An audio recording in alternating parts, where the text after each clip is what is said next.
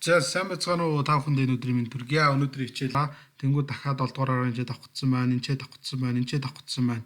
За энэ дээр 3 дугаар бараа энэчээ нэг байна. Энэчээ нэг байна. Энэчээ нэг байна. Ингээд гих мэтлэнгээр одоо өгөгдсөн тайлан мэдэн дээр чинь тухайн мэдээний нэр датанууд ингэж 2 3 удаа давхардаж орсон байхыг яаж нэгтгэж хураангуйлж жишээлбэл одоо хураангуулсан байдал дээр энэ хэсэг дээр харагдаж байна.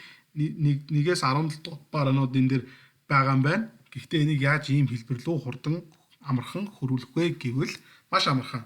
Та барааны нэр гэсэн мэдээлэлээ бүгднийг маусаараа ингэж бүгдийг сонгоод авлаа. За сонгоод авчих. Copy энэ дээр values гэж хуулчих. За энийг wrap text-ийг арилгачих. Окей. Энэ багнаа идэвхжүүллээ. Data руу орлоо. Remove duplicate. Data tools-ийн remove duplicate. Data руу орлоо. Data tools remove duplicate.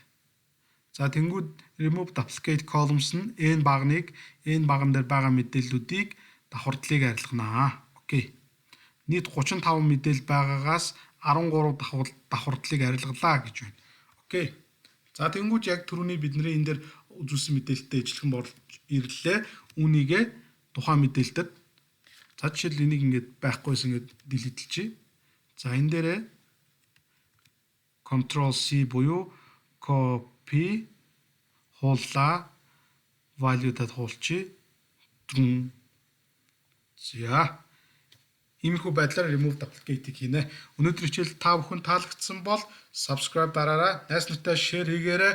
Илүү хамтдаа урагшилцгаая. Та бүхэнд амжилт хүсье. Subscribe дараарай.